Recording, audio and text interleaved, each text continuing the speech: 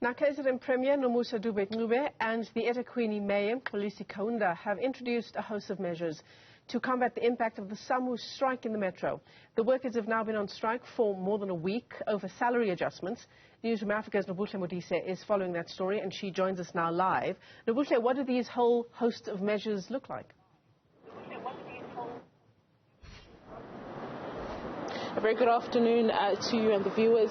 Well, at this point, what the KwaZulu-Natal province is saying that the scenes that we saw in the past few days are pure criminality. They are sabotage to the economy, as well as that they are tantamount to treason.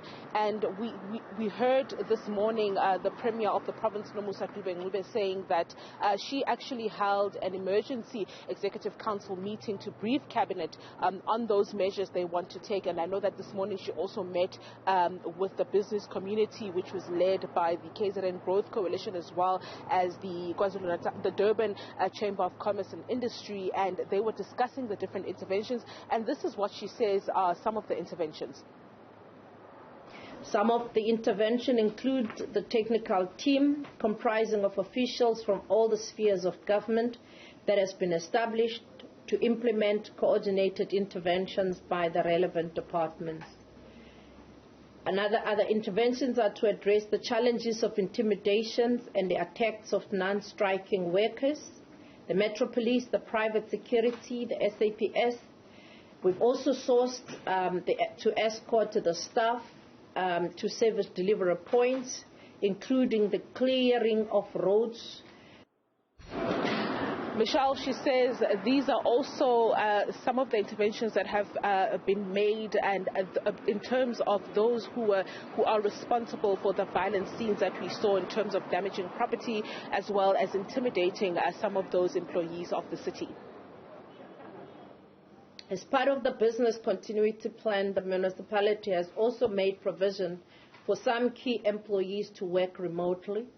Contractors have also been sourced, also engaged to do some work such as the refuse collection and attending to water and electricity faults.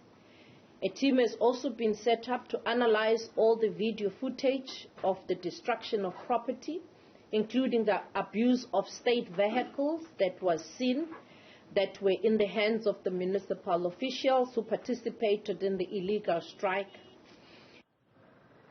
So, Nobuhle, obviously we're seeing the impact of the strike there behind you, right? How long until we see the interventions bearing fruit? For example, the refuse being collected? Indeed, Michelle. So we've been told that field workers through Operation Sake will be starting with clean-up operations. I'm just going to move out of shot just to show you, the impact of this ongoing strike. You can see that waste collection has been heavily affected, but also here in the CBD, we do know that last week when workers did take to the streets, they were the ones that were actually pouring this rubbish that you see here spewed out onto the road. They were the ones that were actually doing that. So we know that through field workers from Operation Sake, there will be a clean-up. The scenes are much worse than what we are showing you right now. We know that they will be activated to come and assist you, and we heard that business has also agreed to also assist on that front. So we get to see exactly what will take place in the city centre. We haven't seen any field workers as yet, but it does look as though these have been sort of, packed up neatly and put aside so that when those field workers do come, they do remove them. But as I said, Michelle, the scenes here last week were much worse than what I am showing you here.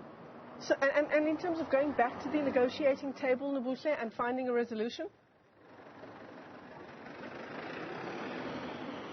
So, Michelle, we were told that in terms of, the negotiations, especially with regards to Ushaka Marine World, you'd remember that that particular strike started about 5 weeks ago, and that's been ongoing. And then this new strike by the municipal workers is something that started about 8 days ago. And they're saying that negotiations at this point, in terms of Ushaka Marine World, are at national level, and they are at the bargaining council level, and that's all that they could tell us. But in terms of this particular strike with the municipal workers, they also mentioned the fact that they didn't actually receive any memorandum of grievances with regards to wage adjustments, as we've heard in media reports that some workers are saying that they want salary adjustments to match those of other metropolitan municipalities like Ekurhuleni and Tshwane, and we were told that they actually didn't receive any form of grievance or any petition in that regard. But in terms of Ushaga Marine World, where that strike has been ongoing for the past 5 weeks, it is at National Bargaining Council level, but in terms of this particular strike, they haven't received any memorandum of demands or any petition whatsoever.